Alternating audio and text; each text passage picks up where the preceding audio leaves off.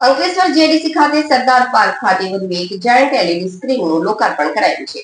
Ankleshwar notified અને AIA દ્વારા જાહેર સ્થળ પર એલઈડી સ્ક્રીનનો નવતર અભિગમ સાથે સ્વચ્છતા સહિત વિવિધ સરકારી યોજનાની જાહેરાત સાથે કોમર્શિયલ જાહેરાત થકી આવક ઊભી કરી વિકાસના કામોમાં ઉપયોગમાં લેવાશે. અંકલેશ્વર નોટિફાઈડ અને એઆઈએ દ્વારા નોટિફાઈડમાં પ્લાસ્ટિક બેનર મુક્ત બનાવવામાં આશ્રય સાથે ડિજિટલ યુગ તરફ આગળ વધારવા એલઈડી સ્ક્રીનનું અગાઉ ગોલ્ડન પોઈન્ટ ખાતે ઊભી કરવામાં આવી હતી. હવે સરદાર પાર્ક ખાતે વધુ એક એલઈડી ડિસ્પ્લે ઊભી કરવામાં આવી હતી. આ એલઈડી સ્ક્રીન થકી જેડીસી વિસ્તારમાં જાહેર નિવેદિતા, સ્વચ્છતા જાગૃતિ સંદેશ સહિત સરકારી જાહેર યોજનાની જાહેરાત કરવામાં આવશે. તેમજ ધંધાકીય વ્યાપ માટે ડિજિટલ એડ પણ આ સ્ક્રીન થકી પ્રસારિત કરી તેના આવક નોટિફાઈડ મેળવશે, જે વિવિધ વિકાસલક્ષી પ્રોજેક્ટમાં ઉપયોગમાં લેવામાં આવશે. તેમજ વધુ એક એલઈડી સ્ક્રીન ટૂંક સમયમાં ઊભી કરવામાં આવશે.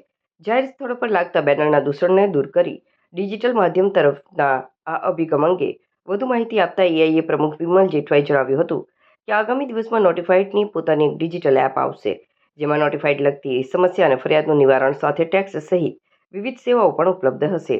તેમાં ટ્રાફિક સમસ્યાને લઈ એશિયન પેઇન્ટ ચોકડી તેમજ સરદાર પાર્ક ખાતે ટ્રાફિક સિગ્નલ સુવિધા પણ ઊભી કરવામાં આવશે.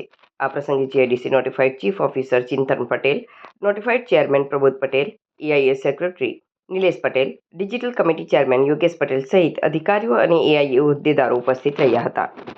Notified area authority Ankleshwar and Ankleshwar industry એસોસિએશનના સહિયારા પ્રયાસથી આજરોજ જીઆઈડીસીની અંદર સરદાર પાર્ક ખાતે એલઈડી સ્ક્રીનનું આજે લોકાર્પણ થયું. આ એલઈડી સ્ક્રીનથી ઘણા બધા નાના મોટા વેપારીઓને એમની એડવર્ટાઇઝમેન્ટ આપી અને એમનું બિઝનેસ પ્રમોશન માટે પણ આ એલઈડી સ્ક્રીનથી ફાયદો થશે.